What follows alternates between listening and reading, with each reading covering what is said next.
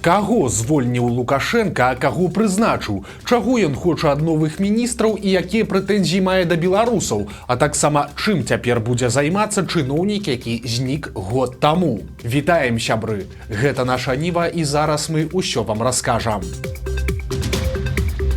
Сёння Лукашенка звольніў адных чыноўнікаў і знайшоў новую працу іншым. Галоўныя прызначэнні прайшлі ў міністэрстве замежных спраў, якім цяпер кіруе Максім Рыжанкоў. Прычым Лукашенка зноў згубіў голас і страшна сіпеў. Максим Владимирович, я так понимаю, вы избавляетесь от ненужных людей? Хотя как они могут быть ненужными? Александр Григорьевич, я не избавляюсь от ненужных людей. Наоборот, те направления, которые сегодня важны для нашей страны, стараюсь укрепить наиболее подготовленными кадрами, для которых это назначение будет серьезный шаг вперед. Калі коротко, то Лукашенко цяпер рассылае адстаўных міністраў па краінах СНД. Так, нарэшце, атрымаў новую працу колішні міністр аховы здароўя Дмітрый Піневіч, пра якога фактычна нічога не было чуваць амаль год. З ім увогуле вельмі цікава, бо Піневіч узначаліў Мінздароўя ў канцы вельмі цяжкага для ўлады 20-го года, а значыць, прайшоў вельмі строгі кадравы адбор. На пасадзе міністра ён працягнуў лінію караніка, замоўчваў небяспеку каранавіруса, спрычыніўся да тысяч неабавязковых смерцяў і прыклаў руку да палітычных чыстак. Карацей, залішняй ініцыятывы ён не праяўляў і дзейнічаў роўна так, як патрабавала ўлада. Але ж у студзені мінулага года Лукашенка раптам звольніў Піневіча з пасады міністра. Гэта суправаджалася каментарыямі пра хуткую іншую пасаду для маладога па мерках сістэмы бюракрата, але ж па выніку адбылося ўсё зусім не хутка. Незразумела, чаму Піневіч прасядзеў без працы цэлы год і толькі цяпер яе атрымаў. Прычым раптам перайшоў з медыкаў у дыпламаты, бо цяпер ён стаў паслом Беларусі ў Азербайджане, а Лукашенко суправадзіў гэтае рашэнне вось такімі словамі. Азербайджан — это наши друзья. Я долго думал, сможешь ли ты там добавить к тому, что есть. Сможешь. У тебя характер такой, что ты и с дьяволом можешь договориться. А что касается президента, любое предложение, исходящее от тебя, будет поддержано. Прычым Піневіч замяніў у Азербайджане іншага апальнага экс-міністра Андрэя Раўкова, які кіраваў Мінабароны з 14 па 20 год, а затым кароткі час быў сакратаром Рады бяспекі. Куды цяпер пойдзе працаваць Раўкоў, таксама вялікая загадка. Новым паслом у Казахстане стаў таксама былы міністр. Алексей Богданов раней узначальваў міністэрства гандлю. Адыёзны прэс-сакратар міністэрства замежных спраў Анатолій Глас цяпер паедзе паслом у Турцыю. На мінулай сваёй пасадзе ён запомніўся ў першую чаргу хамаватымі выразамі на адрас заходніх краін. Двое чыноўнікаў з міністэрства прамысловасці цяпер таксама нечакана сталі дыпламатамі. Александр Агароднікаў стаў паслом ва Узбекістане, а Віталь Барчук паедзе адказваць за Кубу, Дамінікану і Нікарагуа. На той жа нарадзе Лукашенко прызнаў пэўныя праблемы, напрыклад, у адносінах з Турцыяй, а затым выступіў з пагрозамі сваім жа чыноўнікам. В этой пятилетке и в этом году главное требование от вас и от государственных служащих — исполнительская дисциплина и ответственность за принимаемые решения. Это ваше предложение, и не дай бог кто-то там не справится. Наводите порядок в МИДе, железные требования, без всякой дури. Люди грамотные, умные, дипломатов неумных нет. Должны быть жесткие требования там, где нужно, и исполнительская дисциплина со стороны подчиненных. Это касается всех. Никакой размазни быть не должно ни в администрации, ни в правительстве, ни у вас. Незразумела, чаго Лукашенко так раптам пачаў абурацца, але тэма дысцыпліны падначаленых яго зачапіла сур'ёзна. Дисциплинки у нас не хватает, особенно исполнительской. Отписаться, какую-то туфту прислать президенту, мимо крутого он подмахнет. Давай, президент, там разбирайся.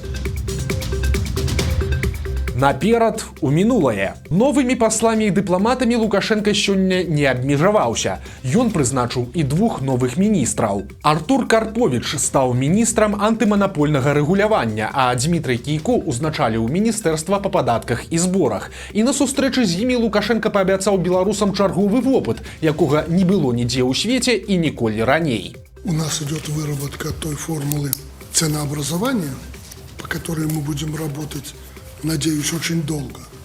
Опыта в мировой практике такого нет. Гаворка тут ідзе, як вы напэўна разумееце, пра набалелае для Лукашэнкі пытанне абмежаванне цэнаў. Апошнім часам абмяжоўваць іх ён спрабуе, але ідэальны план прыдумаць усё ж не можа. Таму ён вырашыў звярнуцца да адзінага вядомага яму вопыту савецкага. Ваша задача – изучить опыт советской торговли и сделать все, чтобы на прилавках был ассортиментный перечень товаров, как специалист вы понимаете, о чем я говорю. И цены ни в коем случае не скакали, особенно вверх. Прычым савецкія метады Лукашэнкі і яго чыноўнікаў адчуюць на сабе не толькі дзяржаўныя прадпрыемствы і крамы. Проста паслухайце наступны кавалак і феерычную логіку Лукашэнкі. Наши уже рыночники перебесились в связи с тем, что я говорю, мы будем контролировать частные предприятия, торговлю, организации, предприятия промышленности. Мы будем частные предприятия контролировать и направлять их работу, поэтому здесь никаких колебаний быть не может. Они все государственные предприятия, поскольку расположены на территории нашего государства и обслуживают наше население.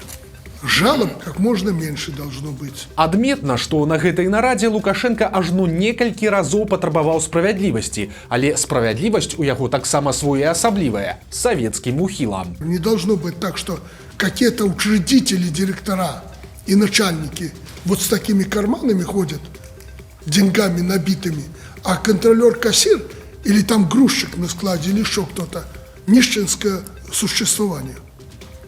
Такого быть не должно. Должно быть справедливо. Напрыканцы ён пачаў абурацца ільготамі. Іх, маўляў, надта шмат і ў прадпрыемстваў, і ў простых беларусаў. Тоже налоговая система должна быть справедливой. Не скажу, что у нас все справедливо. Посмотрите, льготы, которыми мы обложили, в кавычках, многие предприятия, которые эти льготы не должны иметь. Да и на население. Тот, кто должен иметь поддержку и льготы, тот должен иметь. Кто нет, значит нет. Должен работать, упираться и поддерживать государство. У Беларусі паніка з далярамі. Апошнім часам у народзе абмяркоўваюць, што амерыканскую валюту старога ўзору нібыта не хочуць прымаць у абменніках. Ролікі пра такія купюры, якія некаторыя называюць белымі далярамі, разыходзяцца ў садсетках. Але ж ці праўдзівая гэтая гісторыя? Вядома ж не, бо старая купюра ці новая не мае аніякай розніцы. У банках прымуць любую. Праўда, адмовіць у прыёме валюты сапраўды могуць, але ж толькі праз фізічны стан самой купюры. Напрыклад, калі на ёй маюцца плямы, цвіль, дзіркі ці нейкія іншыя праблемы. Вось да гэтых дэталяў апошнім часам у банках сапраўды прыглядаюцца больш пільна. Магчыма, многія баяцца купюр старога дызайну менавіта праз гэта, што на іх знойдуць сляды цвілі ці нейкія іншыя пашкоджанні. Але адзначым, што і тут ёсць выхад. Большасць беларускіх банкаў цяпер пашкоджаныя купюры не бярэ зусім, але ж Белгаспрамбанк па-ранейшаму мае функцыю замены праблемных купюр на новыя. Таму, калі вашыя накапленні пад матрацам раптам паелі мышы, то нясіце банкноты туды. Толькі улічвайце, што за такую паслугу прыйдзецца заплаціць камісію 12% ад сумы, але не менш за 3 рублі. Ну і ў працяг тэмы пра беларусаў і даляры. Сапраўдная трагікамедыя адбылася ў Асіповічах. Мясцовы жыхар прынёс вялікія грошы ў банк, каб пакласці іх на свой рахунак, але скончылася ўсё міліцыяй. Агулам у мужчыны было 49 тысяч даляраў, але амаль 7 тысяч з іх аказаліся фальшывымі, прычым даляры былі проста надрукаваныя звычайным паліграфічным метадам. Пачалося разбіральніцтва і абставіны здзівілі ўсіх. Высветлілася, што мужчыну падставіў яго дарослы сын. Той ведаў, дзе ў бацькоўскім доме ляжаць грошы, таму трошачкі даляраў ён узяў сабе, а замест скрадзенага падклаў сувенірныя купюры. У выніку бацьку, падобна, пашкадавалі, а вось яго сына будуць судзіць. На 25гадовага хлопца завялі крыміналку за крадзеж, і цяпер яму свеціць ад 2 до 7 гадоў калоніі. Раскол прыхільнікаў Лукашэнкі працягваецца і прымае зусім ужо трагікамічныя формы. Цяпер праўладныя камуністы абвінавацілі даносчыцу Вольгу Бондарову ў распальванні варожасці. Усё пачалося з абурэння Бондаравай беларускай мовай у выбарчых бюлетэнях. Пасля быў адказ кіраўніка ЦВК, што праблемы няма і ўсё па законе, на што даносчыца паабяцала пісаць скаргі. А цяпер не вытрымалі кішэнныя лукашэнкаўскія камуністы, чый прадстаўнік Сяргей Сыранкоў сёлета імітуе канкурэнцыю на выборах прэзідэнта. Камуністы адказалі Бондаровай саркастычным і адкрыта здзеклівым допісам. Цытата: «Ні адзін турыст з Расіі згубіўся і памёр ад голаду, не знайшоўшы крамы з ежай, пераблытаўшы краму і крамолу. Яшчэ больш людзей змерзлі на прыпынках і вакзалах, не здолеўшы перакласці дзіўныя і складаныя словы, як выхад і платформа». Ну і далей у тым жа духу. Камічнасці дадае тое, што яшчэ нядаўна Бондарова сама была членам гэтай камуністычнай партыі і нават займала там пасаду адказнай сакратаркі, але ж летась яе выгналі, напэўна, не вытрымаўшы радыкальнай пазіцыі і пастаяннай генерацыі скандалаў на роўным месцы. За тэлефон з працы вон. Падобна, што гэта новы дэвіз прадпрыемства Гродна-Азот. Там пагражаюць звальненнямі за смартфоны на працы. Вядома, што нядаўна на Гродна-Азот прайшла нарада пад кіраўніцтвам гендырэктара Ігора Ляшэнкі. І як піша ведамасная газета, цытата, «Начальства звярнула ўвагу на шэраг недахопаў і парушэнняў, у першую чаргу звязаных з культурай вытворчасці». У перакладзе на чалавечую мову гэта значыць, што пачаліся разборкі праз мабільнікі. Гендырэктару далажылі, што супрацоўнікі на выхадных насілі на працу недазволеныя тэлефоны. Вядома, што карыстацца смартфонамі на працы супрацоўнікам Гродна-Азот забаранілі яшчэ летась. І адбылося гэта пасля маштабнай атакі кіберпартызанаў.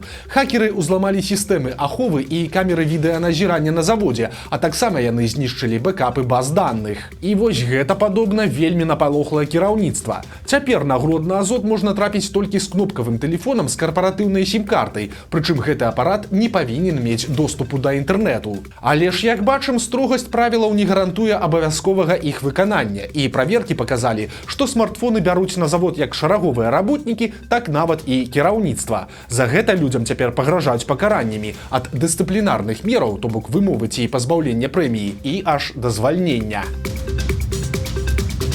Бяда адбылася ў Свіслацкім раёне. Там на пажары загінула пенсіянерка, якой было 76 гадоў. Папярэдняй прычынай трагедыі называюць печку, якая стаяла вельмі шчыльна да сцяны. Яна моцна накалілася, ад чаго і пачалося ўзгаранне. Дзікая гісторыя. Беларус з Іванова выплаціў 600 тысяч даляраў кампенсацыі за данаты, але яго ўсё роўна пасадзілі і цяпер патрабуюць сплаціць яшчэ 640 тысяч. Вядома, што мужчыну завуць Аляксандр Дарагакупец. Яму 44 гады. З 2013 года ён фігуруе ў базах як іпэшнік, але дакладнай інфармацыі пра род заняткаў мужчыны няма. Ён спакойна жыў у Іванове з жонкай і дзецьмі да 2024 года, калі яго затрымалі і выставілі цэлы букет абвінавачванняў. Гэта і распальванне варожасці, і фінансаванне экстрэмізма, і шмат чаго яшчэ. Агулам аж 5 крымінальных артыкулаў. Дарагакупцу пагражала да 12 гадоў за кратамі. Таксама раней мужчына перавёў палку Каліноўскага і іншым беларускім ініцыятывам каля 11 тысяч рублёў.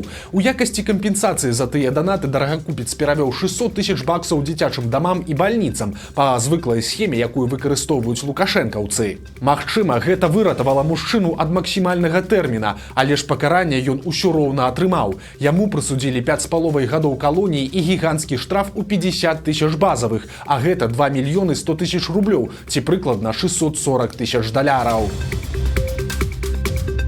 Маці года з Віцебскай вобласці. Там даішнікі спынілі машыну, за рулём якой была п'яная жанчына 6гадовым сынам. Яна патлумачыла міліцыянерам, што нібыта выпіла яшчэ напярэдадні вечарам, а цяпер, маўляў, вязе сына ў дзіцячы садок. Экспертыза паказала ў крыві кіроўцы 1,1 праміле алкаголю. На жанчыну склалі адміністрацыйны пратакол за нецвярозае кіраванне, а таксама ёй далі агромны штраф у 200 базавых велічынь, ці 8,5 тысяч рублёў, а таксама пазбавілі права кіравання аўтамабілем на 5 гадоў. Відэа з мінскай крамы нарабіла шуму. Жыхарка сталіцы зняла тараканаў-прусакоў проста ў гандлёвай зале гіпермаркета «Грын». Насякомыя пасяліліся каля скрынак з садавінай і гароднінай. Ролік трапіўся на вочы спецыялістам мінскай санэпідэмстанцыі, і тыя прыйшлі ў краму з праверкай. Высветлілася, што дэзінсекцыя праводзіцца ў краме рэгулярна, а ў снежні была ажно двойчы, але ж цалкам пазбавіцца ад шкодных насякомых праблематычна. Цяпер паабяцалі, што прафілактычныя мерапрыемствы будуць праводзіцца да поўнага знішчэння тараканаў. Вось такія навіны аўторка. Подписывайтесь на канал, ставьте лайки альбо дизлайки и выказывайте заўвагі ў каментарах. И, конечно, читайте нашу Ниву, глядите нашу Ниву и любите Беларусь. До сустрэчы заўтра.